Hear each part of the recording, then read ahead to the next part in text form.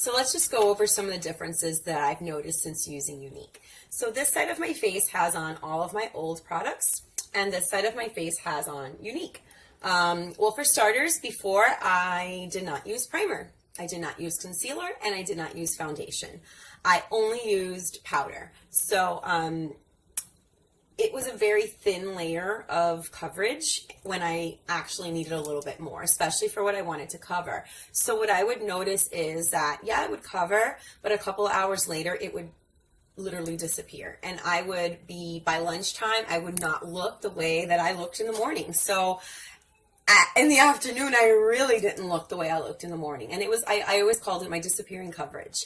I always had to keep my powder with me, and I had to put it on several times a day.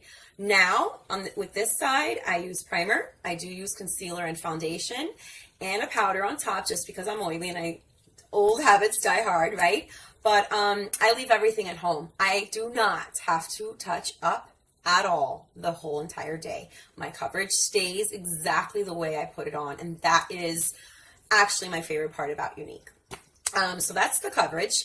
As far as the eyeshadows, I guess you can see it for yourself. The colors with the Younique palettes and the Younique even cream shadows and pigments are so vibrant. My eyes have never popped so much, and you saw that I did the same exact technique. The only difference between this side and this side was that I use tools, proper tools on this side. That's another thing that I noticed was a huge difference, the tools that you use.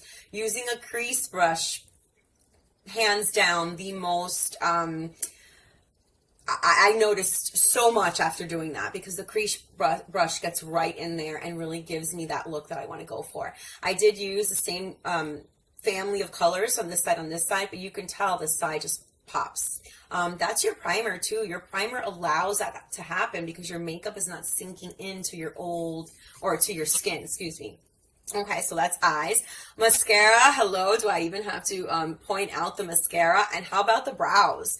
This brow, I did nothing to it because I never did anything to my brows. I just kind of went like that with my hand, and that was it. Now I brush them, and I take my time to just fill in the missing hair, because as we age, our hair thins in both our eyebrows and our lashes. So that's where they're going, ladies. That's where they're going. But this obviously helps me with that. And what else? So we got, liner. This side I didn't put liner. I just didn't find my old liner, but I always did add liner back then too. And then the lipstick, that was my old color, just very safe, very boring. And now I like to try even blues and purples and just crazy colors. Really the thing I tell you, or that what my biggest advice is, get out of your comfort zone. Change your eyeshadow color. Change your lipstick color. That alone would give you a complete makeover and make you feel just brand new, and give you a little makeover. But if you are interested in slowly changing your old makeup and replacing it with some new products, really, this is not even necessary, right? We have drawers full of makeup, and we think that it's going to take another drawer full to replace what we have.